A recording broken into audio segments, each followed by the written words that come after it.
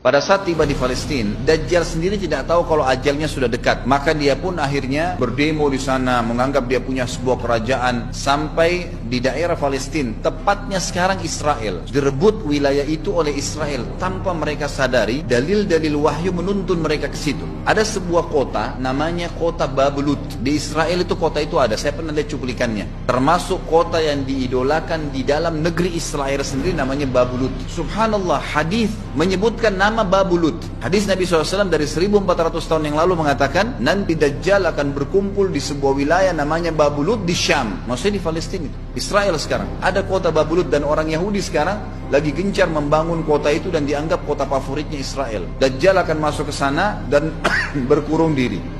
Keluar dari kota Madinah satu orang yang namanya seperti namanya Nabi Muhammad SAW, Muhammad bin Abdullah, dan dia dari turunan Nabi SAW juga. Kata Nabi SAW, akan keluar nanti seseorang dari kota Madinah, dari keturunanku yang namanya seperti namaku, Muhammad bin Abdullah. Juga sama posternya, parasnya seperti aku, sama dengan Nabi SAW, persis alisnya, rambutnya, kulitnya dari turunan Nabi SAW, tapi dari asli kota Madinah. Sebagian ulama hadis mengatakan dari turunan Hasan radhiyallahu anhu ajmain, tapi akhlaknya bukan seperti akhlakku. Tentu tidak mungkin ada orang yang sama dengan akhlak Nabi SAW. Allah mengubah dia dalam sehari semalam. Tiba-tiba berubah menjadi orang baik dalam sehari semalam. Jadi orang faham agama. Orang-orang pun akan datang kepadanya dari masyarakat Madinah berkata, engkau adalah turunan Rasulullah SAW, pimpinlah kami berperang melawan Dajjal. Engkau adalah turunan Rasulullah SAW, pimpinlah kami berperang melawan Dajjal. Maka dia pun menolak. Dia menolak awalnya, kemudian dia menuju ke Mekah diikutin dengan 300 orang pertama dari kota Madinah. Sampai di Mekah, setelah selesai dia tawaf, maka seluruh muslimin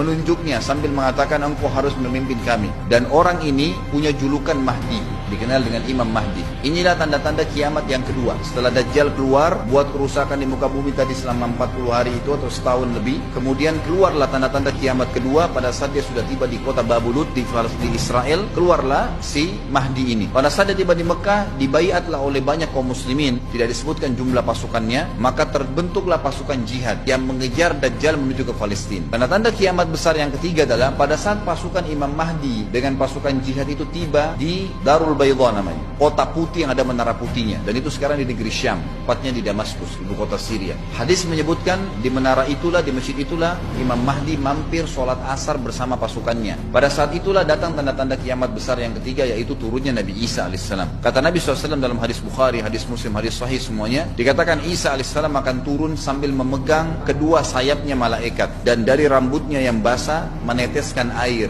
dan semua muslimin waktu itu menyaksikan. Dan ini wahyu, penyampaian, pasti terjadi. Maka dia pun turun, lalu kemudian dia masuk, dan orang-orang pada saat itu mengenalnya kalau dia adalah Isa, dan mereka sudah tahu ini masanya turunnya, keluarnya Dajjal. Mahdi sudah ada, mereka tahu akan turun Isa. Sudah ada informasi seperti yang disampaikan ke Bapak Ibu sekarang, itu multi muslimin zaman itu sudah tahu semua. Maka Isa pun alaihissalam waktu itu dipersilakan oleh Mahdi untuk jadi imam, maka dia pun mengatakan tidak, imam dari kalangan kalian. Dan kata Nabi SAW, ini kemuliaan bagi umat ini karena Nabi sholat di belakang umat ini. Semestinya kalau ada Nabi, pasti Nabi jadi imam, tidak mungkin digantikan oleh manusia biasa. Tapi waktu itu Imam Mahdi menjadi imam dan Nabi Isa sholat di belakangnya. Perlu anda tahu juga hadis Nabi SAW yang sahih yang berbunyi, kalau Musa dan Isa hidup di zaman aku sudah diutus, niscaya keduanya akan jadi pengikutku. Jadi memang kena kebenaran agama ini dibawa oleh Nabi SAW.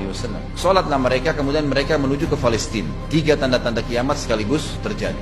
Nabi Isa alaihissalam akhirnya tiba dengan pasukan mujahidin di depan pintu gerbang Babulut. Kemudian orang-orang Yahudi tidak kenal, tidak tahu Nabi Isa, tidak tahu tentang itu Mahdi. Mereka belum tahu ini.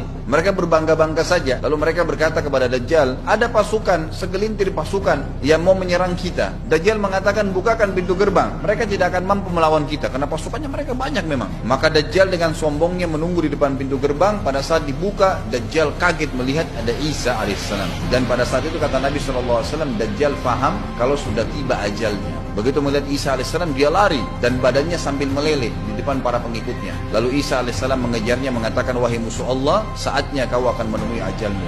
Ditusuklah dengan tombak emas di antara dua matanya, maksudnya di dahinya, ditusuk oleh Isa alaihissalam dan matilah Dajjal.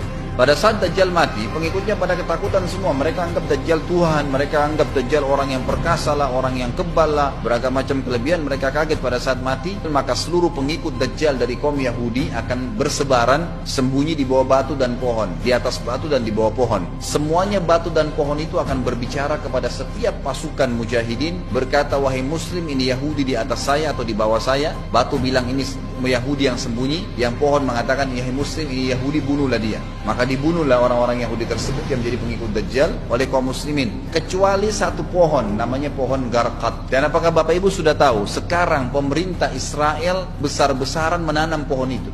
Satu dunia ini semuanya Islam. Hadis sahih, kata Nabi SAW, Islam akan masuk ke setiap rumah dengan kemuliaan atau terhina. Enggak ada lagi penolakan terhadap Islam. Itu hadis sahih. Maka Nabi Isa AS memimpin pada saat itu, disebutkan dalam hadis, 40 tahun dengan ketenangan menerapkan hukum Islam. Kata Nabi SAW, bagaimana awal umat ini bisa sesat sementara aku yang pimpin, dan bagaimana akhir umat ini bisa sesat sementara yang pimpin mereka Isa, dengan menjalankan hukum-hukumku. Dari Nabi Isa AS nanti menerapkan Al-Quran seperti yang kita lakukan, sholat, segala ini sudah selesai, dikerjakan semua. Dalam hadis lain dikatakan Isa alaihissalam akan menghancurkan semua salib, membunuh semua babi. Nggak ada seekor babi pun hidup di muka bumi pada saat itu, semua salib dihancurkan, dan yang menjadi tidak ada agama lain. Semua, Nasrani, Yahudi, Hindu, agama apa saja habis semuanya. Semuanya beriman kepada Allah subhanahu wa ta'ala dan menjadi muslim.